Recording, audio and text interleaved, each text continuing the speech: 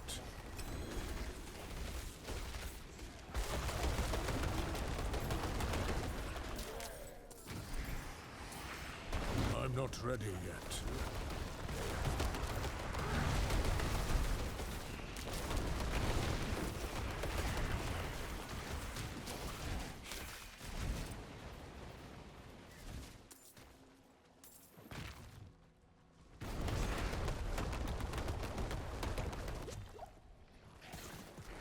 I must wait a moment.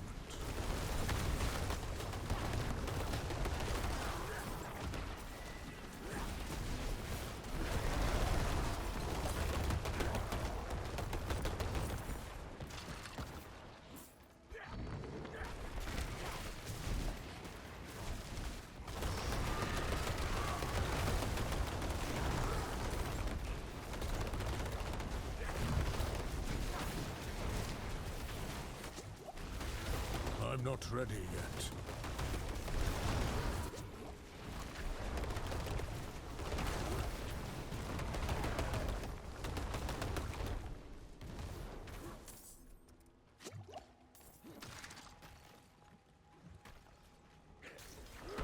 I'm not ready yet.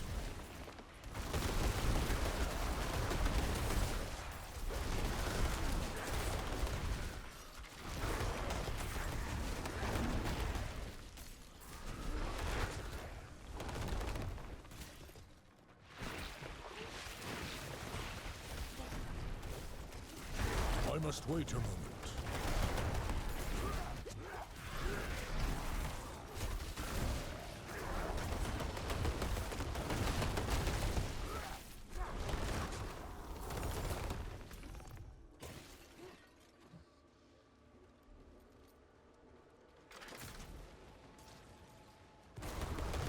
I'm not ready yet.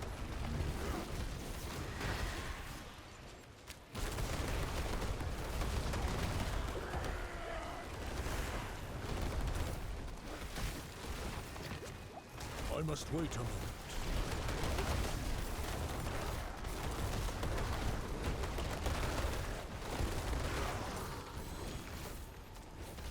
I'm not ready yet.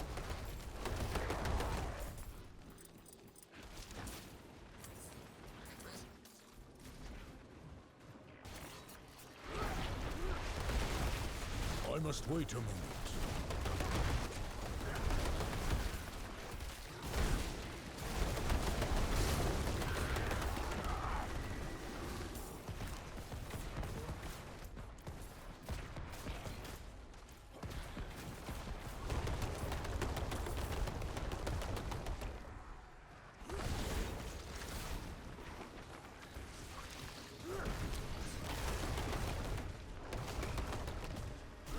I must wait a moment.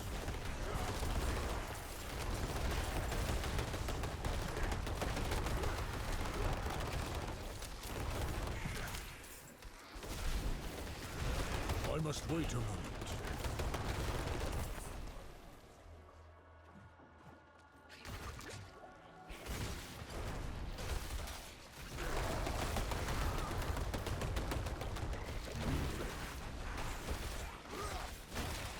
I must wait a moment.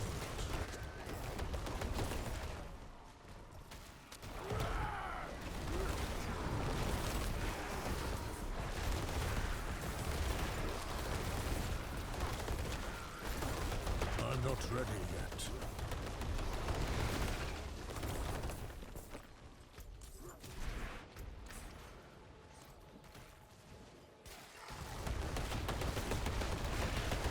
I'm not ready yet.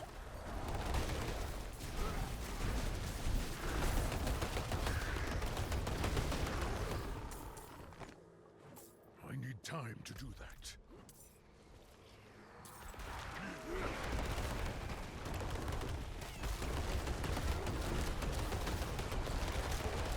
I must wait a moment.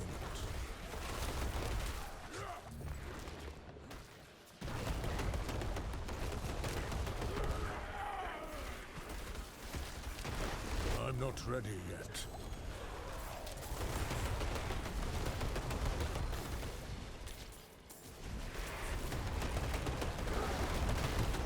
I'm not ready yet.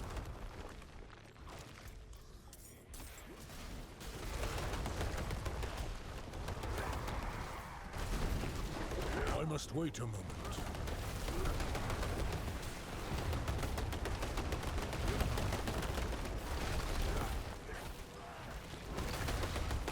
I'm not ready yet.